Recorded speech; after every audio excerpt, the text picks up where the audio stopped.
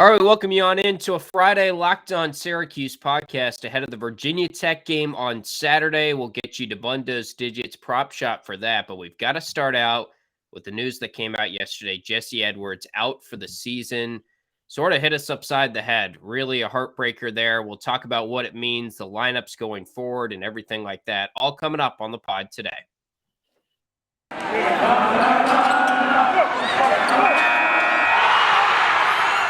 You are Locked On Syracuse, your daily podcast on the Syracuse Orange, part of the Locked On Podcast Network, your team every day.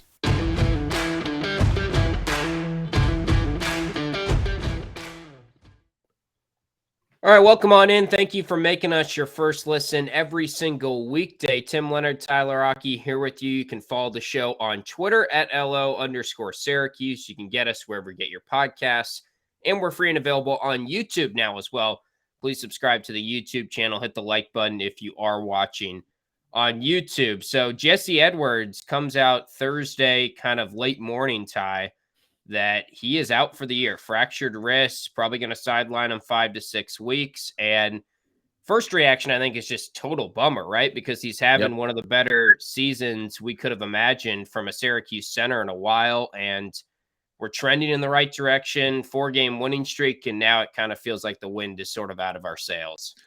So one thing that I think Syracuse has really been given the benefit of over the last, really since the Final Four run back in 2016, health has been impeccable for this program. I mean, you think back, that Final Four team started the same 5 guys every single game.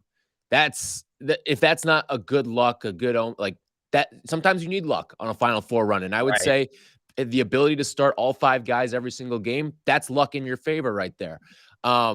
Even like looking back in some of the pieces that have been dinged up, like sure, you've missed an Elijah Hughes for a game here or there, but nothing like this, nothing that's been earth shattering to this degree. Some people will tell you Bourama for a little bit, but I don't think the Bourama loss is as big as some people maybe made it out to be over the course of the last 5 or so years.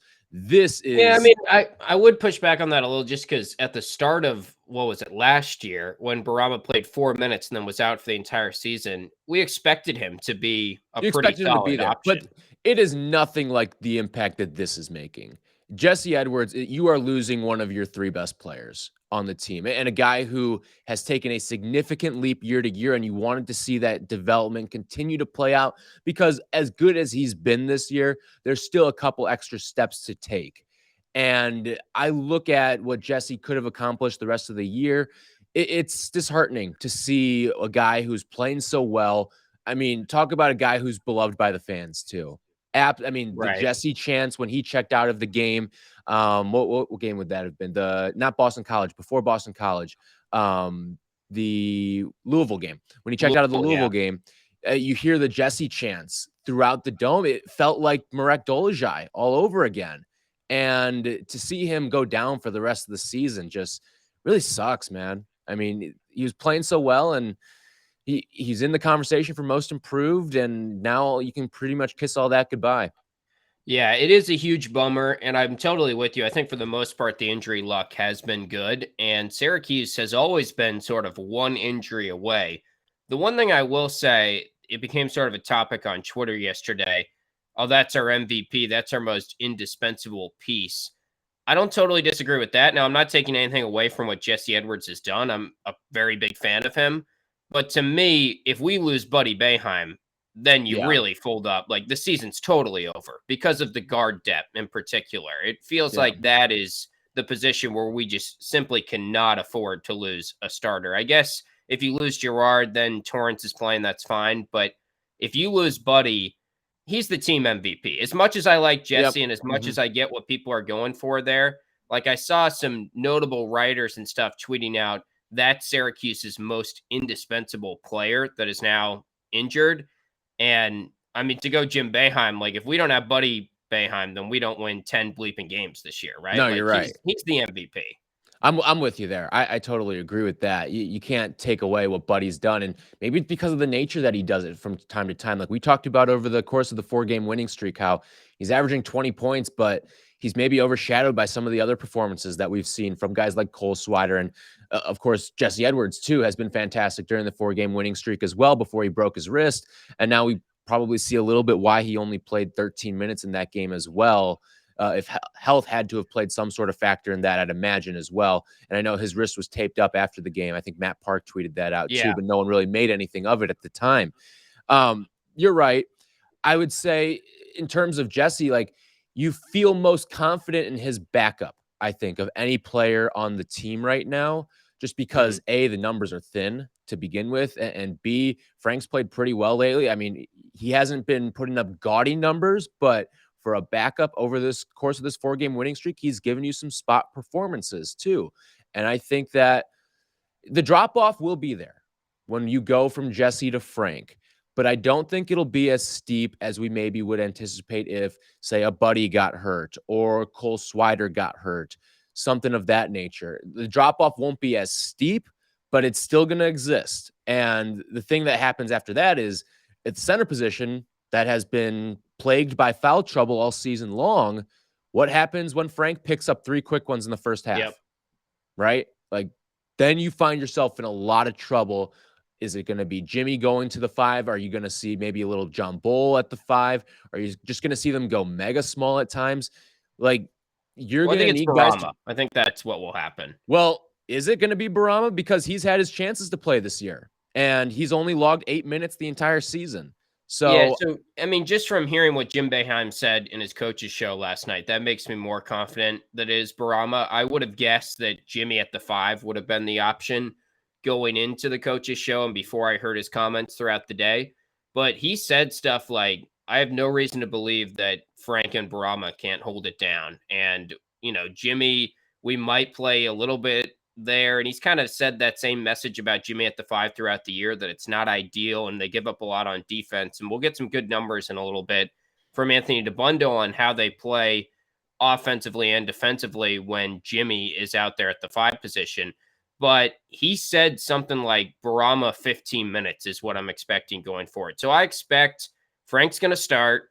Frank's going to play until he gets into foul trouble, and that's my big question mark. And then Bourama's the backup, and if Bourama's not playing well, if that doesn't pan out, then you're looking at the smaller lineup probably. I'm in the Bourama camp. I'll believe it when I see it.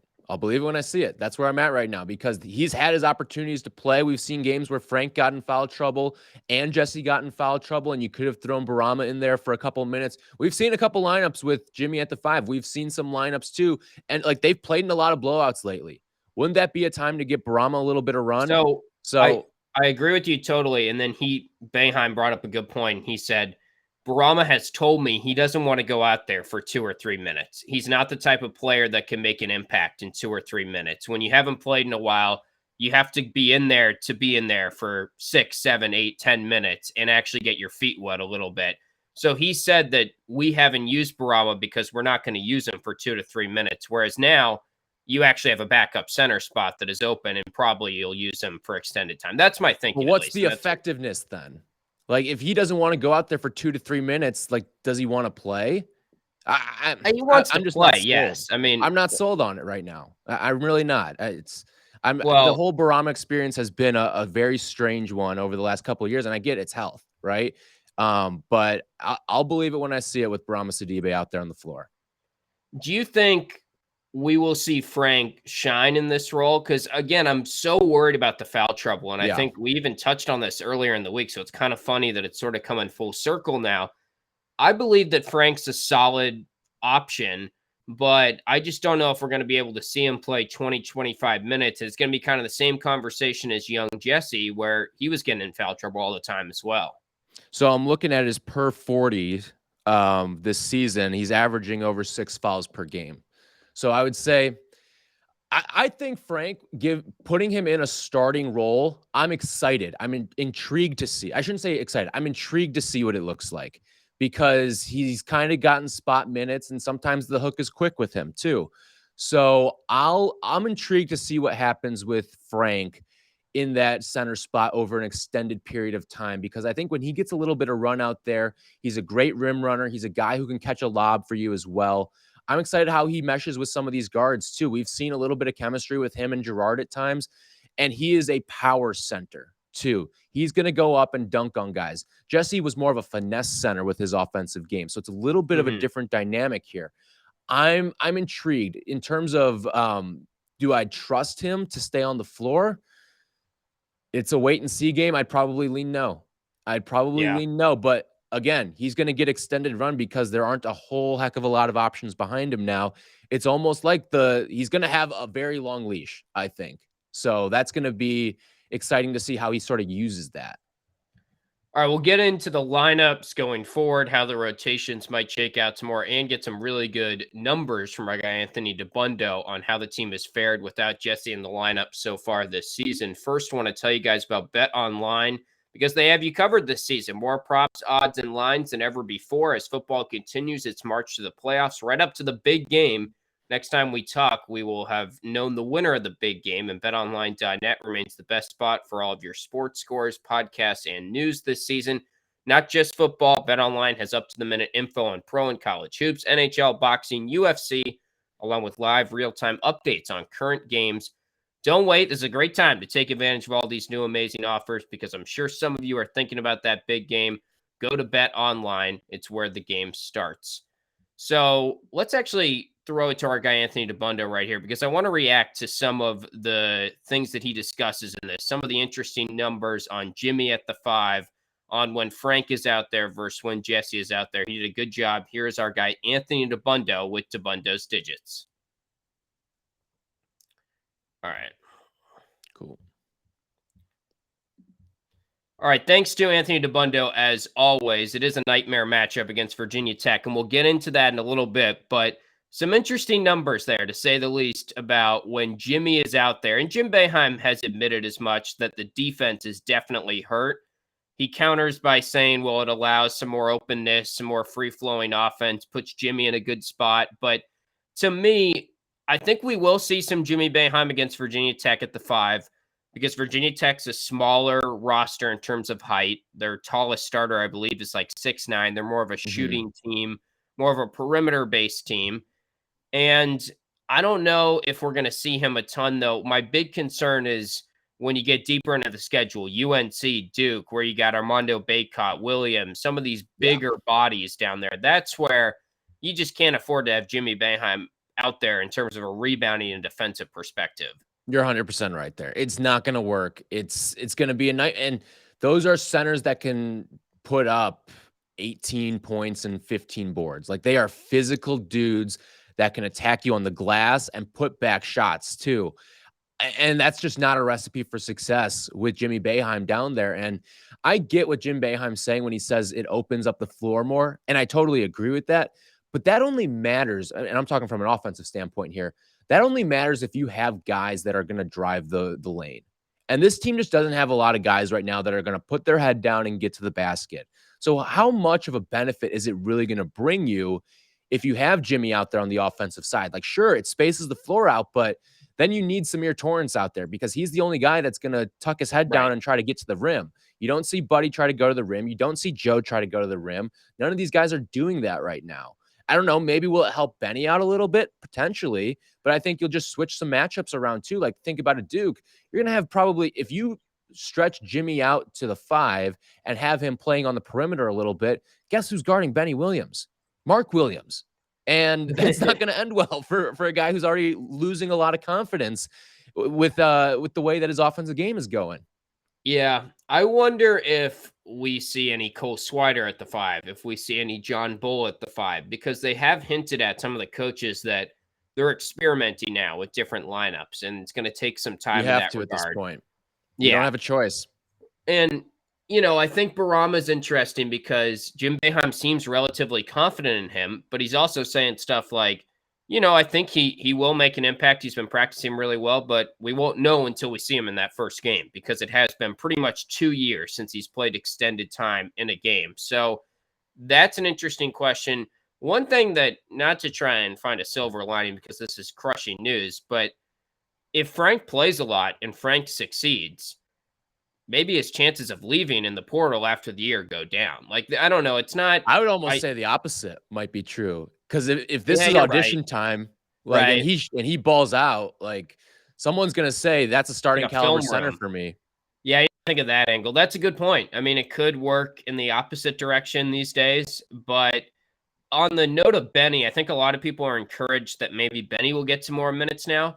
It's definitely not going to hurt his minutes, and if anything, he No. probably gets some more, but I don't know if it necessarily changes a ton in terms of his minutes, because even if they do throw a forward back at the 5 spot and we see Jimmy play there, or we see John Bull or Swider or whoever, they could just put Buddy at the forward spot as well. And I think that's part Right. of the reason why some of the numbers that Dabbundo is talking about are really bad, because it's not ideal to have Buddy on the wing with Cole Swider as well. I mean, you're hurting the rest of your defense in the other spots too, so it's kind of a compounding effect. But I don't necessarily know if it means more minutes for Benny, unfortunately, what's happened here with Jesse.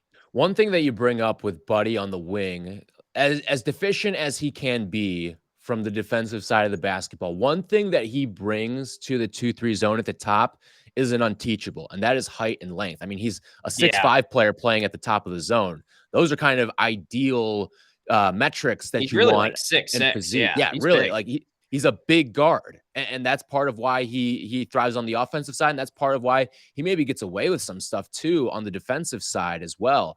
The quickness isn't at the level that you'd want it to be, but think about some of the guards that have been really good with this Syracuse team. They've been 6'4", 6'5" guys at the top of that zone that have really helped bolster that, and they've used that to their advantage on the defensive side.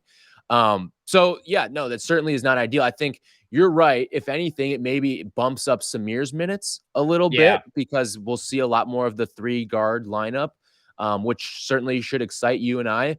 One more Frank thing that I wanted to hit on as well. When you look at what he can bring from the offensive side of the ball, I'm wondering, because again, we talk about him in the foul trouble so much. He's got to be smart on the offensive side. And we talk about how he's a power center too. Like he plays physically on both sides of the floor. You cannot afford to pick up any offensive fouls. None. If you're going to pick up yeah. fouls, make them happen on the defensive side. And they're probably going to happen on the defensive. You cannot afford to pick up fouls on the offensive side. You cannot squander those by trying to back your way down and playing bully ball a little too much. And I wonder if that's something the coaching staff's going to tell him too, because it works when you're the backup, right? Like it works then. You can afford to pick up an offensive foul in that regard because, well, the starter is the guy that you're coming in for. So you don't necessarily need as much, Frank. You can let an offensive foul go by the wayside there. At this point, there's no margin for error. You've got a history of fouling on the defensive side. You cannot pick up any offensive fouls in this game. Just none. That's a good point. The other thing that's sort of interesting going forward is, do they change the rotations or the responsibilities in the zone? Because Jesse was covering the corner, and I'm talking not so much with when Frank's out there. I think he can do that. They were fine with him doing that. But when you get into a Bourama or a Jimmy back there or a Cole Swider, are they really as well equipped as Jesse Edwards to cover the corner, which was already a thing that fans were Right. criticizing? And I get that, because it's a huge responsibility to put on a player. Yeah, I would imagine you have to. Yeah, you Like, have to, I think. Bourama can't get out there right now. Jimmy can't Right. get out there right now. There's no feasible way you can play this defense and not change the assignments and the shifts and the shells of it all. There's no Right. way. You can't do it. And I would imagine too, if you do see Jimmy and Bourama at the 5, expect to see a lot of that 1-1-3, because you're going to have to change up the look in some regard to try to take some of the stress off of Bourama. Yeah. All right, we're going to get into the Virginia Tech matchup, do our prop shop, makes our picks in just a second. It is that time of the year, though, that I've pretty much given up on all my New Year's resolutions, but not this year. I'm sticking to my resolution to eat right, thanks to Built Bar. It almost feels like it's not really a resolution because I actually enjoy eating them. Built Bars are somehow covered in 100% real chocolate, taste great, and somehow good for you as well. You go to built.com, scroll down their macros chart, you'll be blown away. They're high protein, low calorie, high fiber, low carb. Just take an example Built Bar here. Most of them contain 130 calories, 4 grams of sugar, 4 net carbs, and 17 grams of protein. Compare that to a candy bar, which usually has around 240 calories, 30 grams of sugar, and dozens of net carbs. So these are somehow still tasting like candy bars, but they are healthy for you. I don't know how Built Bar does it. I don't mess with the science. I just trust them because they're one of my favorite go-to snacks that are actually healthy for you as well. So go to built.com, use promo code LOCKED15 and get 15% off your order. Again, use promo code LOCKED15 for 15% off at built.com. So diving into the prop shop here as we get ready to make our picks for this game, which I think is the more I've looked into the matchup, the more I feel like this is a dangerous matchup for Syracuse. I know I was all aboard the 7-game win streak train, and I thought this was the tough one that they probably still get. But losing Jesse as well, as Dabbundo hit on that, it could have been a big Jesse game. Yeah, especially with the size mismatch that you were going to have in this contest. It just goes to show and furthers how important he was, because there's a lot of times in the ACC even. I know you're not going to see it against Duke and Carolina, but Jesse stands above the rest from a heights perspective. Like, Yeah, I think people underrate the power of a 7-foot center in this conference. right. And it's not the Big Ten where everyone's 7 foot at the center position. This is a perfect example of you're going up against a guy who's 6'9".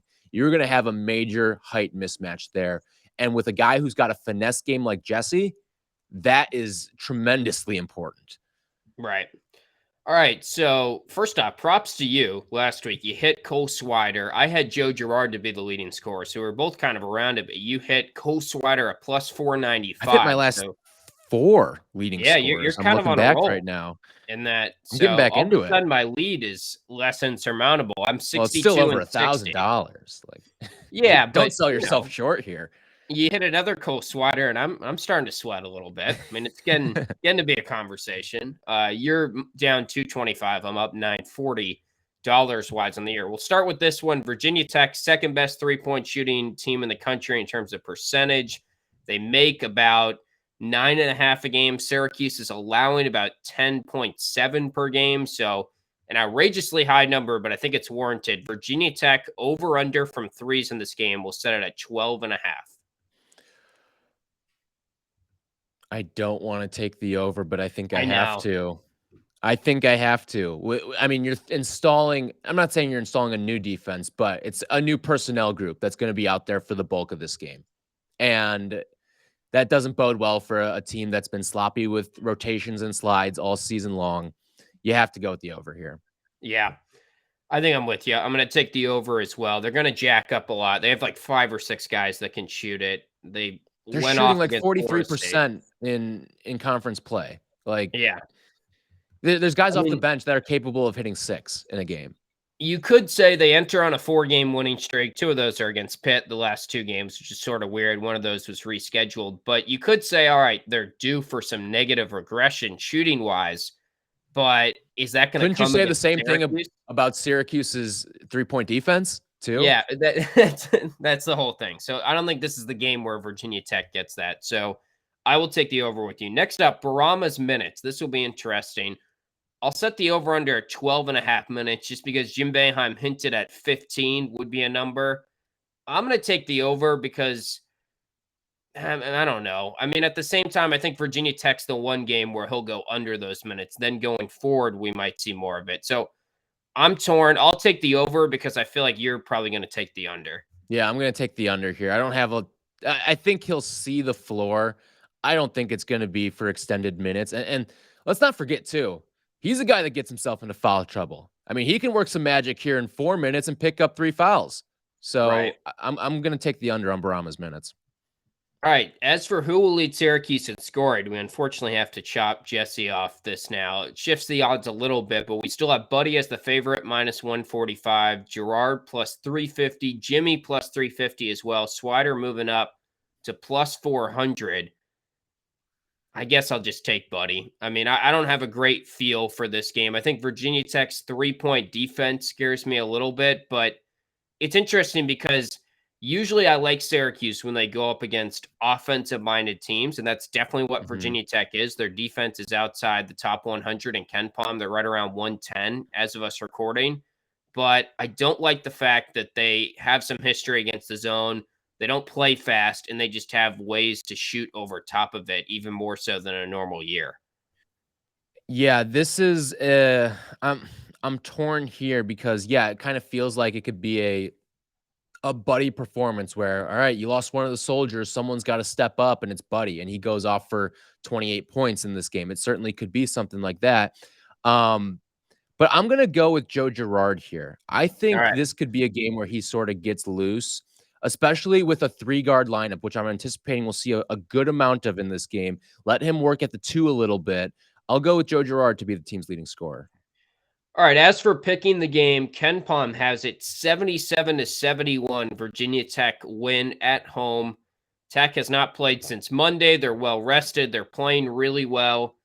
I think if anything, this Virginia Tech team is probably underrated. Syracuse, it's just a nightmare matchup as Dabbundo laid out. And then the fact that it's the first game without Jesse Edwards, first time to maybe incorporate a Bourama or try and change up the rotations. I just don't like the feel of this now, even though I was bullish on Syracuse making a run. I think the Jesse news really changes that for me. So I'm actually going to take Virginia Tech to cover at home.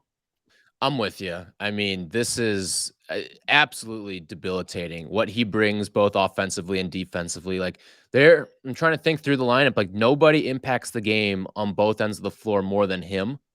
And to lose him for the season right now and just the character that he is for this team too, I think it's just too much to overcome. And when you've got a team that is able to shoot the ball at the clip that Virginia Tech is, I mean, shooting over 40% from 3 during ACC play against a really bad defense that just got worse with what they have now, I can't take anything besides Virginia Tech in this game, especially with them playing at home.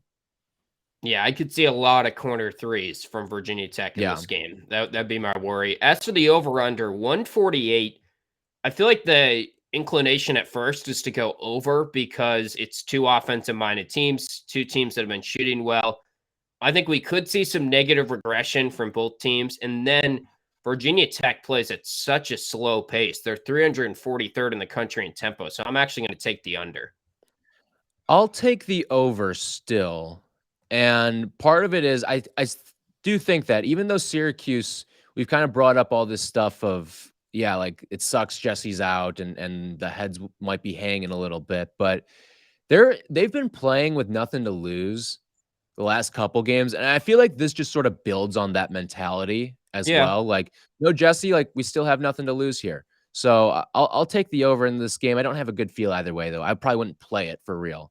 Okay. Yeah, that makes sense. I was a little surprised. I thought the number was going to be a little bit higher. So I'm still going to take the under, but probably wish it was a little bit higher. The pacing stuff, you're head on right there. I think that's a big reason why. Right. All right. Well, that's going to wrap up the week here on the podcast. We'll be back with you guys Monday after the Virginia Tech game, after the Super Bowl. We'll discuss how this team fared without Jesse Edwards, and no games next week. So a lot of time for us to talk about recruit, at least in the middle of the week. Next week, we'll talk some recruiting, maybe get an interview. Good time to subscribe to the pod because when there's not a lot of games, that's when we can really dive into some topics that we like to talk about going forward for the rest of the season. So enjoy the weekend, enjoy the game, and we'll talk to you guys on Monday.